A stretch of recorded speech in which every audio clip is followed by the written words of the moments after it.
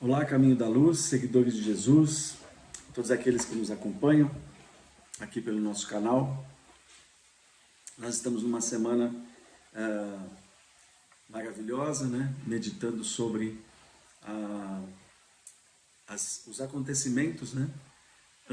Anteriores à crucificação do nosso Senhor.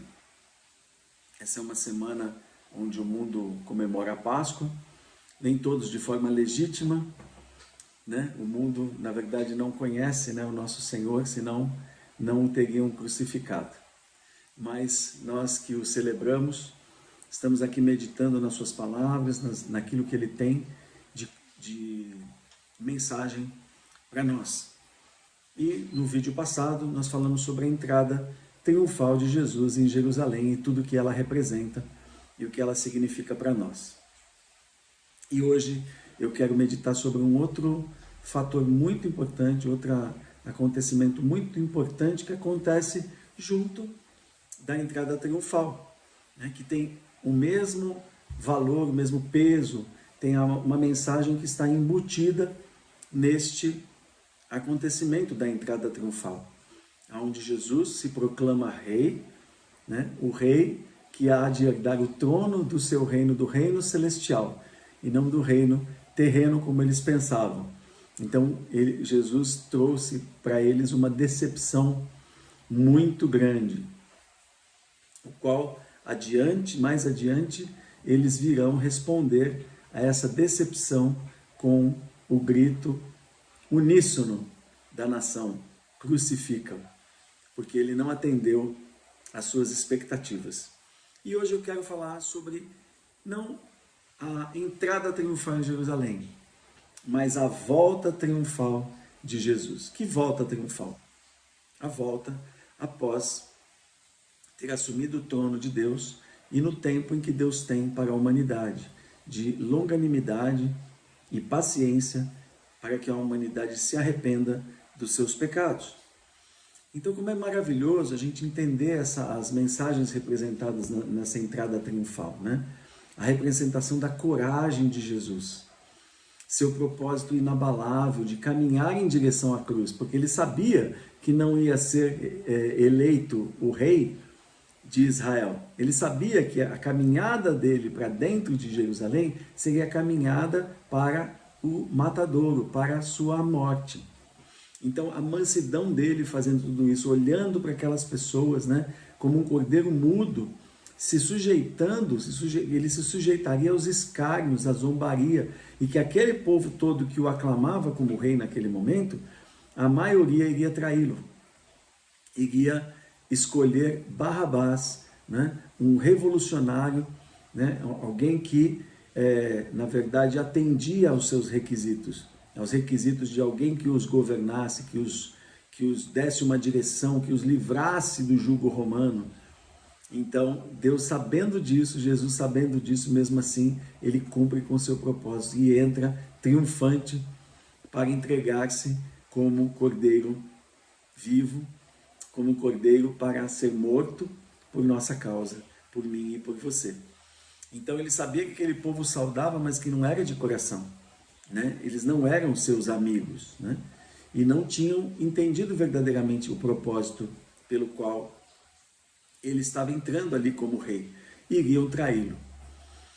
Eles esperavam outra coisa dele: uma liberdade dos romanos, uma vida sem impostos, um templo restaurado, a autonomia de Israel como nação, sobrepujar os romanos, vencer todos os seus inimigos, comida farta, fartura, uma vida neste mundo, igualzinho aos cristãos de hoje, que esperam tudo de Deus nesse mundo, mas não esperam a vida vindoura, e ficam procurando, ficam buscando aqueles que falem para eles aquilo que eles querem ouvir segundo as suas concupiscências, e não o reino dos céus, que é a salvação.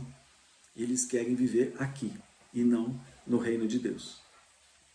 A prova disso é que o julgamento, né, que no julgamento, ao eles verem ele moído, ali entre ele e Barrabás, ele moído, açoitado, espancado, sem forças, Eles olharam para ele e disseram: o quê?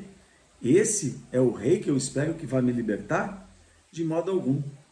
Quando eles foram interrogados por Pilatos sobre quem eles deveriam libertar, sobre quem Pilatos deveria libertar, eles não hesitaram e gritaram: Barrabás. E logo depois, quando Pilatos pergunta: o que eu faço com Jesus? Eles respondem: crucificam. Os mesmos que gritaram: Hosana, bendito que vem em nome do Senhor. Então vamos ao contraste dessa história que eu quero levar vocês à reflexão. Muito bem. A entrada triunfal é só essa mensagem e acaba por isso, por aí? Não. Eu quero mostrar o outro lado dessa história. O que essa história mostra para nós nos dias de hoje. O que ela nos comunica. Comunicava no passado, comunicou e comunica no presente e vai comunicar no futuro. É a mensagem para a humanidade. Deus está nos mostrando que Jesus veio como conquistador do reino de Deus, para vencer a morte e o inferno, através do seu sacrifício pessoal, por mim e por você. E não para que nós herdássemos o reino nesse mundo. Mas Alain, Jesus não veio para salvar? Sim, com certeza, ele veio para salvar. Quando ele diz: eu não vim para julgar o mundo, eu vim para salvar, como que alguém pode salvar aquilo que já está perdido? Como é que alguém pode julgar aquilo que está perdido? O mundo está perdido. Sobre o mundo repousa a ira de Deus. Por isso Jesus diz: eu vim para salvar. Porque ele não pisará a cana quebrada, ele não apagará o pavio que fumega. Ou seja, cana quebrada é aquilo que já está moído, destruído. Ou seja, eu e você já estávamos perdidos no pecado. Pavio que fumega é um pavio que já não dá mais fogo, não dá mais luz. Está apagado pela morte, pela condenação, pelo inferno, pelo pecado. Então, por isso Jesus disse: eu vim para salvar. Mas ele não diz só isso. Ele diz outras coisas também. Então, ele veio vencer a morte e o inferno e através do seu sacrifício pessoal por mim e por você. Então, quando Jesus diz: eu vim para salvar, ele nada mais do que está afirmando o óbvio. Veio salvar o que estava perdido. Então, nós precisamos entender que o Evangelho, bem como toda a Escritura, nos apresenta uma mensagem completa. Ela não é um corpo sem uma perna. Assim como após a criação do homem, Deus deu a Adão regras para a sua existência, Deus deu ao homem a lei da liberdade e a lei da escolha.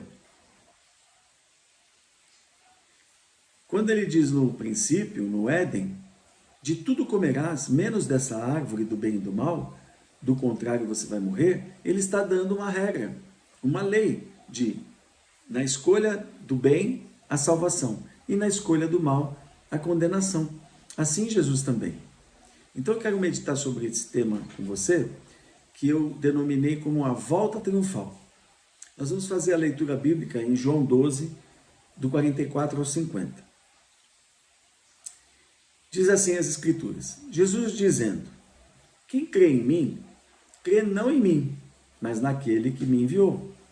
E quem me vê a mim, vê aquele que me enviou.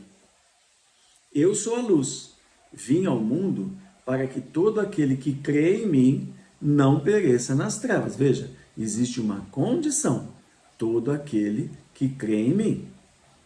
E se alguém ouvir as minhas palavras e não as guardar, eu não o julgo.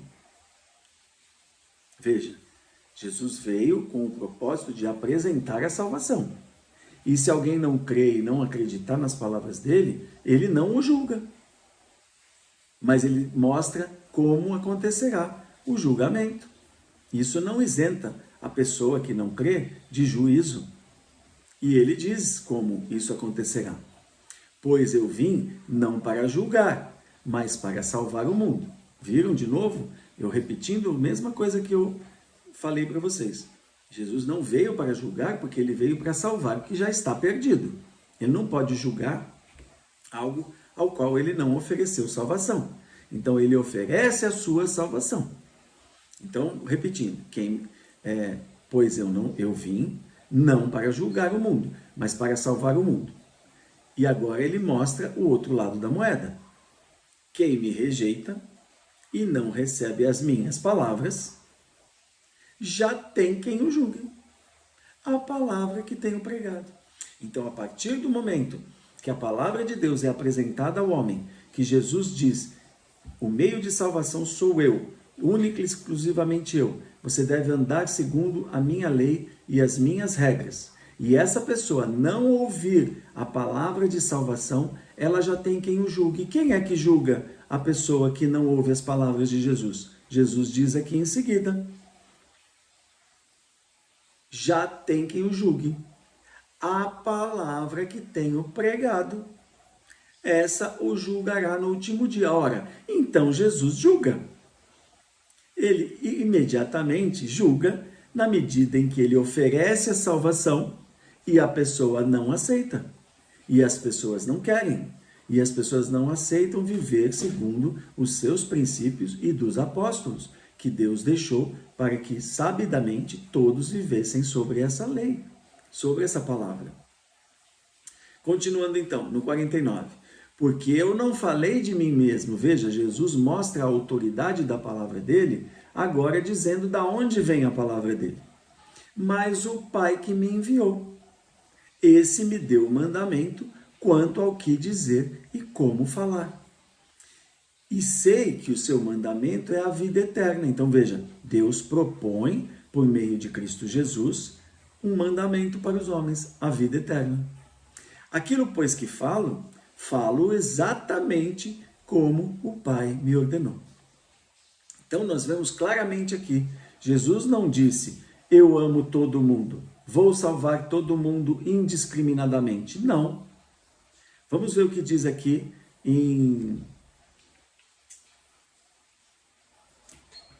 na palavra de Deus, aqui, a ira do Cordeiro. Jesus, mas não julga ninguém, ele só perdoa. Então Jesus diz aqui, e diziam aos montes e aos rochedos, cai sobre nós, e escondei-nos do rosto daquele que está sentado sobre o trono, e da ira do Cordeiro. Apocalipse 6. Da ira do Cordeiro. Jesus derramará a sua ira sobre a humanidade, pois não recebeu as palavras de Deus por meio dele. E aí no 17 diz, porque é vindo o grande dia da sua ira, e quem poderá subsistir? Em João 3,36, diz assim, quem crê no Filho tem a vida eterna. Maravilha! Jesus veio e ofereceu a sua vida, para que todo que nele crê tivesse a vida eterna. Ponto e vírgula. Já quem rejeita o Filho não verá a vida, mas a ira de Deus permanece sobre ele. Então vejam que Jesus não veio só para salvar, mas a rejeição dele implica em juízo, em ira e condenação de Cristo e de Deus. Por isso, ao final da história humana, nesse mundo infectado pelo mal, a ira de Deus também é a ira do Cordeiro. Essa é a ira de alguém cujo imenso amor foi desprezado, rejeitado, apesar de todo o sacrifício e empenho. Então a humanidade não tem desculpa e não há um Jesus que só salva, mas há um Jesus que, apesar de todo o seu esforço, de todas as suas tentativas e possibilidades dadas à raça humana, foi rejeitado deliberadamente. Então, vamos à figura que expressa isso na leitura do Apocalipse 19, do livro 19 de Apocalipse. Jesus entra como rei na sua entrada triunfal, no burrinho, em paz. Lembram que eu ensinei? Entra em paz, entra se declarando rei, com ostentação, né? Porque o burrinho não tem nada de humildade, o burrinho era um sinal. Eu estou me declarando rei, mas não rei de Israel, rei do reino do meu Pai. Eu estou entrando triunfante para vencer o quê? Vencer os romanos? Não, vencer o pecado e a morte. Morrer no meu lugar e no seu lugar. Essa era a conquista que ele ansiava ter. Quando ele diz na Páscoa, ansiei por esse dia, por me revelar a vocês, dizer que o pão do Egito, o pão que libertou vocês, o sacrifício do Egito, o sangue nas portas no Egito sou eu, a Páscoa sou eu. Eu ansiei por isso. Alguém que caminha para a morte anseia para morrer? De forma nenhuma. Mas Jesus ansiou pela morte, para que ele pudesse decretar o fim do pecado, do inferno e do diabo, que aflige todo o universo. Deus queria pôr fim à maldade. Então ele caminha para a cruz resoluto, com objetividade. Mas ele vem em paz. Mas e agora, depois que ele morreu e deixou a sua mensagem para a humanidade e a humanidade o rejeita? O que acontece agora? Muito bem, vamos ver no capítulo 19 de Apocalipse o que acontece. Versículo 11 até o 16. O cavaleiro no cavalo branco. Vi os céus abertos e diante de mim um cavalo branco. João, revelando por meio do livro de Apocalipse, que é o livro da revelação, o que ele viu no céu. Cujo cavaleiro se chama Fiel e Verdadeiro. Ele julga e guerreia com justiça. Seus olhos são como chamas de fogo, e sua cabeça há muitas coroas. E um nome que só ele conhece, e ninguém mais. Está vestido com um manto tingido de sangue. E o seu nome é Palavra de Deus. Quem será esse? Os exércitos do céu o seguiam, vestidos de linho fino branco e puro, e montados em cavalos brancos. De sua boca sai uma espada afiada, com a qual ferirá as nações. Ele as governará com cetro de ferro. Ele pisa o lagar do vinho do furor da ira do Deus poderoso. Veja, esse versículo, essa parte B do versículo, fala de alguém que está tomando justiça e juízo sobre os homens. Pisar o lagar da ira é completa aplicação de juízo e justiça. E aqui está falando de sangue, de morte, de condenação. Jesus é que tem esse papel. É o mesmo Jesus que a igreja fala hoje, que é o Jesus que só salva, é o Jesus que vai pisar, que vai fazer justiça e juízo sobre todos aqueles que não o receberam, que apesar dos seus esforços, não o receberam. E a ira do Cordeiro, ele vai pisar o lagar. É um sinal de juízo. Pisar o lagar espreme a uva e o vinho sai. Assim como ao pisar os homens, o sangue é jorrado, o sangue sai, eles vão ser mortos pela ira do Cordeiro. Irmãos, é preciso conhecer o evangelho verdadeiro. Esse evangelho contemporâneo do amor e do perdão somente tem levado centenas e milhares de pessoas à condenação, porque elas acham que podem continuar vivendo misturadas ao mundo sobre o manto do perdão e do amor de Cristo Jesus. O evangelho não é só perdão. O evangelho tem duas faces.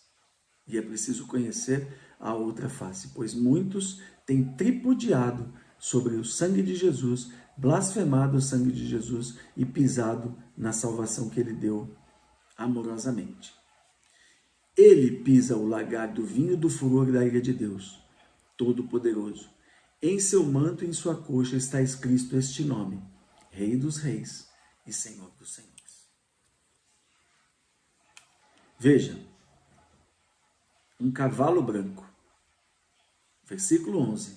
Vi os céus abertos, diante de mim um cavalo branco. Ora, não é mais um jumento? Não. Agora não é mais jumento. O jumento da paz, o jumento da humildade, o jumento da longanimidade, o jumento do sacrifício do qual ele entra resoluto para morrer na cruz por mim e por você, já passou.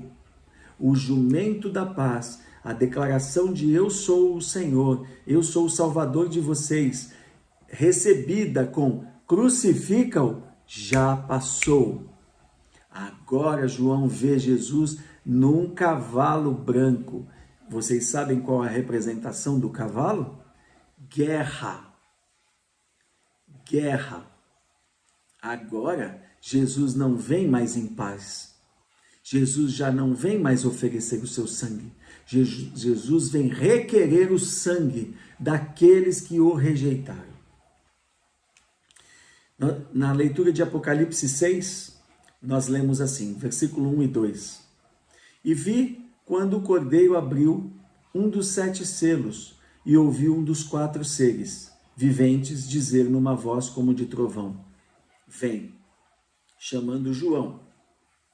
Olhei e eis um cavalo branco, o que estava montado nele tinha um arco, e foi-lhe dada uma coroa, e saiu vencendo para vencer. Cavalo branco, a cor branca, a coroa, e aquele que sai para vencer é o general Cristo, o Rei dos Reis, o Senhor dos Senhores, o general agora não é mais o rei, não é mais o rei que entrega a sua vida para herdar o seu trono de glória e vencer o pecado. Ele já venceu o pecado e a morte, mas os homens o rejeitaram. E agora ele vem como rei, como general, governando o exército dele, para fazer justiça e juízo a todos aqueles que não o receberam. Então nós temos as figuras dos 4 cavaleiros do Apocalipse. Os 4 cavaleiros do Apocalipse não são 4 seres somente.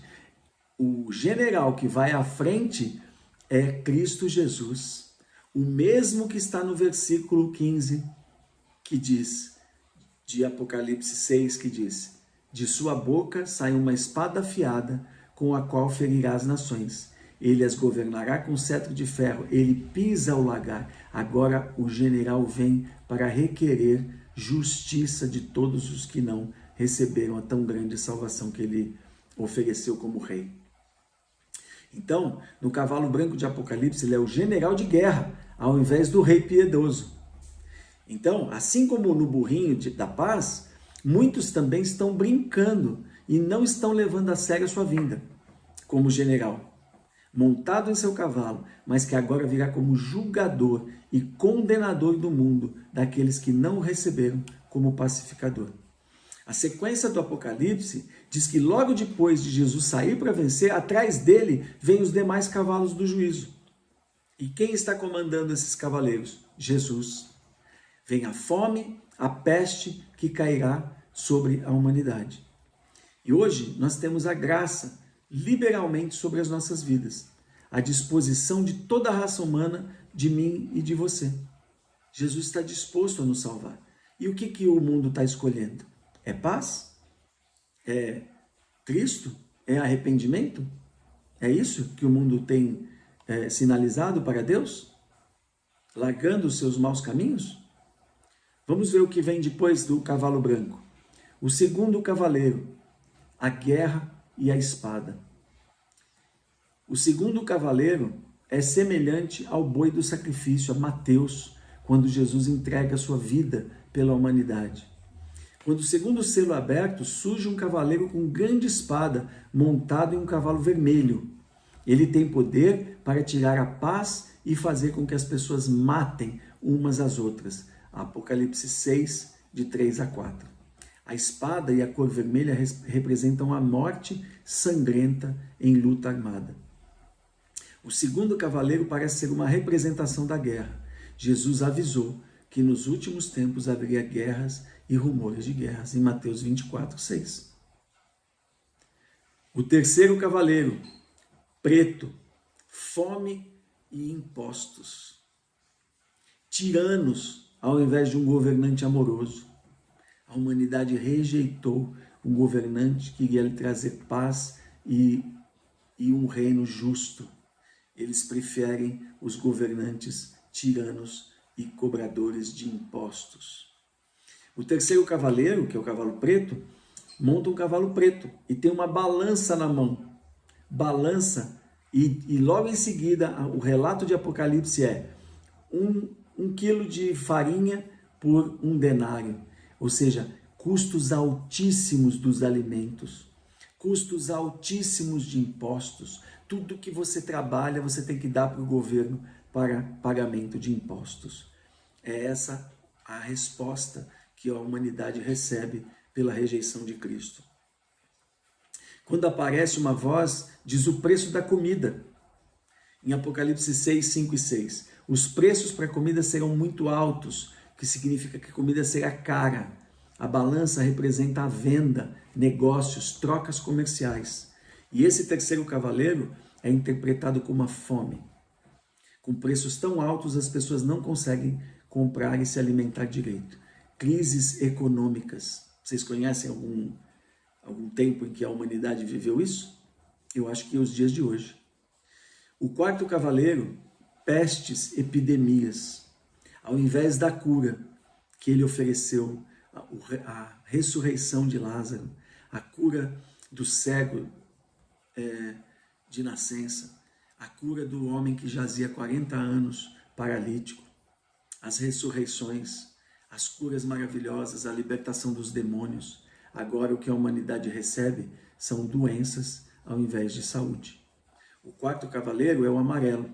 Seu cavaleiro chama-se Morte e o Hades, Inferno, e o seguem de perto. Apocalipse 6, 7 e 8. O amarelado do cavalo normalmente é associado à morte, porque se parece com a cor de um cadáver ou a cor de uma doença, como vocês veem que os doentes ficam.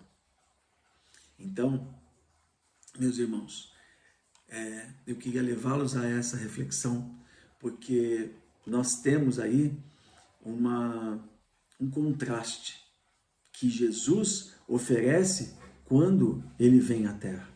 Ele mostra essas duas coisas para a humanidade. Ao mesmo tempo que ele oferece a salvação, ele promete também a condenação e o juízo para todos aqueles que não o recebem, como diz em João 12. E as pessoas e a igreja contemporânea têm dito que Jesus salva e não condena.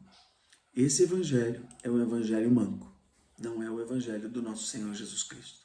É preciso compreender a mensagem da cruz e a mensagem da salvação que Deus nos deixa amorosamente, para que nós não venhamos a colher o fruto amargo do juízo de Deus e da sua condenação. Pois todo aquele que rejeitar o Filho de Deus, rejeita também o próprio Deus e ama a morte. Deus diz isso na sua palavra. Diz: todo aquele que me aborrece, ama a morte. Então, junto com a entrada triunfal, nós temos que olhar também para a sua volta triunfal. E a sua volta triunfal não virá em paz, mas em guerra. É tempo de arrependimento. Vamos mergulhar no Evangelho e crer nas palavras que a Bíblia nos entrega, para que nós sejamos verdadeiramente abençoados com tamanha salvação e tamanha redenção que Ele nos propôs pela sua morte. Em nome de Jesus. Amém? Até lá.